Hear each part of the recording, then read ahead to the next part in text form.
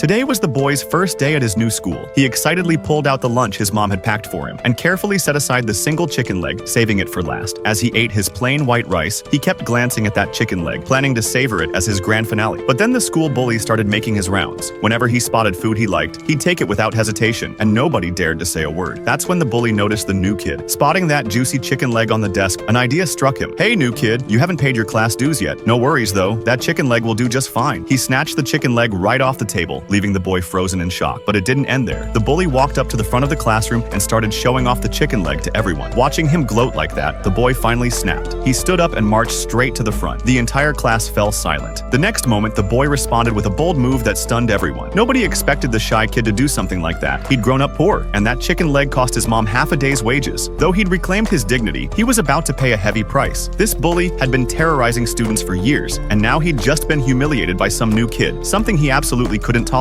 He gathered all his crew and waited for the boy outside school. When the boy saw the gang of thugs waiting for him, he smartly turned and ran, with the bully and his crew hot on his heels. But this scene caught the attention of another local gang. They stood watching from the sidelines, curious to see if the boy would fight back or beg for mercy. What surprised everyone was that the boy showed real courage. Surrounded by attackers, he didn't flinch for a second, but he was outnumbered and eventually got caught. They threw him to the ground and he landed right in a pile of manure. Faced with such humiliation, the boy took off his shoe and used it as a weapon. Surprisingly, he actually managed to fend off several attackers. Seizing the opportunity, the boy smeared manure across one of the bully's faces. The guy let out a blood-curdling scream that had the other gang doubled over with laughter. Those four guys weren't just any students, they were called the Prince's Gang, the strongest and most respected crew in school. They'd earned that title for a reason. David's father was the local mob boss everyone feared. Since childhood, David had been treated like royalty. Wherever he went, people had to bow and call him boss. His right-hand man Paul was even more formidable. Not only could he fight, but his IQ rivaled Einstein's. He'd been winning awards since he was a kid and could write answers for 4 classmates simultaneously during a test. But after starting high school, he lost interest in academics. After witnessing this spectacular fight, David decided to officially befriend the boy. To help him get revenge, David called all those guys from yesterday up to the rooftop and let the boy hit them back one by one. But the boy didn't want to mess with these bullies. That's when Paul told him, "If you don't finish them today, one day they'll finish you." The boy's fear slowly turned to rage. He grabbed their leader and beat him mercilessly. Not one of the 6 who'd bullied him escaped. And from that moment on, because of a single chicken leg, the boy's journey into the underworld had officially begun. But if you want to watch this movie, it's called manga.